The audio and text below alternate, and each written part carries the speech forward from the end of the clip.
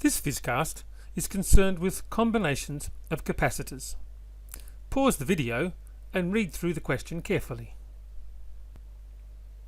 Having read the question, let's begin with an interpret step for our solution, and we should be able to glean from reading this that we're concerned with combinations of capacitors, and we might remember that we could be combining them in series, or we could be combining them in parallel, or possibly some combination of the two, because we have three devices here.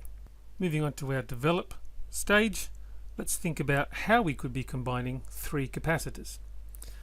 Perhaps the simplest one to consider to begin with might be to combine them end to end in series. And then another way to combine them might be to have them all with the left-hand sides joined together and the right-hand sides joined together in what we call a parallel connection. And because there are three, we can also think of some other possibilities here. One might be to put two of the capacitors in series and then put that combination in parallel with a third capacitor. And a final combination might be a kind of reversal of that one. Let's put two capacitors in parallel with each other and then put that combination in series with the third capacitor. And we should be able to go through and determine what the effective capacitance of each of these combinations are, and as the question also asks, to determine what the maximum voltage across each of these combinations would be, given that the individual capacitors have a capacitance of 8 microfarads each, and the maximum across any single capacitor is 25 volts. So let's move on to our evaluation stage. For capacitors in series, we add the reciprocals of the capacitors to find the reciprocal of the effective capacitance. So given that each of these is 8 microfarads, we'll have 1 divided by 8 plus 1 divided by 8 plus 1 divided by 8, which will give us 3 divided by 8. And be careful, 3 divided by 8 is not the answer. That is 1 on the effective capacitance. So therefore the effective capacitance must be the reciprocal of that. It must equal 8 over 3, or as a decimal approximation, about 2.7, and everything here has been done in units of microfarads. Now we also are asked for the maximum voltage across this combination, and each capacitor can take across it a maximum of 25 volts, the question tells us. So each of these could have 25 volts at a maximum across it, which means for the series combination we could go from one side going, for example, up 25 volts, up another 25 volts, up another 25 volts. It's actually going to be a 75 volt potential difference across that combination. So our maximum voltage across this combination is in fact the sum of those 75 volts. So this combination gives us effectively a 2.7 microfarad capacitor with a maximum voltage of 75 volts.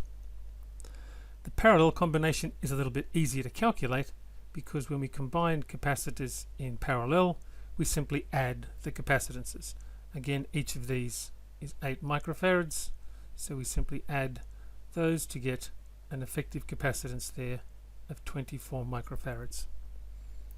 Considering the voltage, again in each case, each of these capacitors can take a maximum of 25 volts across, but remember, each parallel branch in a circuit will have the same potential difference across the branch.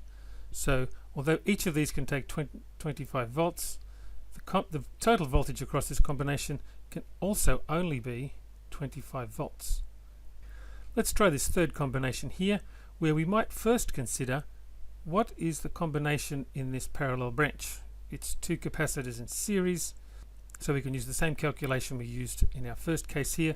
This will be 1 over 8 plus 1 over 8, which will be 1 over 4. So this two capacitor series combination has an effective capacitance itself of 4 microfarads. So now our effective capacitance for the entire combination is a 4 microfarad capacitor in parallel with an 8 microfarad capacitor. So this will just be our 4 plus 8 because we're adding them, with capacitors in parallel, and that's going to give us 12 microfarads. Considering the voltage here, this 2 in series could have 50 volts across that combination, and that would give each of these capacitors 25 volts across each, which is fine. But this other branch that only has a single capacitor, it can only take 25 volts. And remember, each branch in a parallel combination here will have the same voltage, the same potential difference between one end and the other. So our maximum for this combination will again be given by just a single capacitor limit here of 25 volts. Now, I might, in the interest of time, leave this last combination here as an exercise for you to do, telling you that you should end up fairly straightforwardly with calculating an effective capacitance here of, well, I'll give you the decimal approximation here, it's going to be about 5.3 microfarads with a maximum voltage across the combination of 50 volts. And you should be able to make sense of that using the techniques we've done in those first 3 combinations. Let's just finish off with a quick assessment here and remind ourselves that these combination laws for series and parallel combinations means that if we have capacitors in series, we actually expect the effective capacitance in that case to decrease. And if we have capacitors in parallel, we expect the effective capacitance to increase. And indeed, if you go back and look at the answers we have here, we started with 8 microfarad, but in series we ended up with an effective of 2.7, and in parallel we ended up with an effective of 24, and that was what we expected.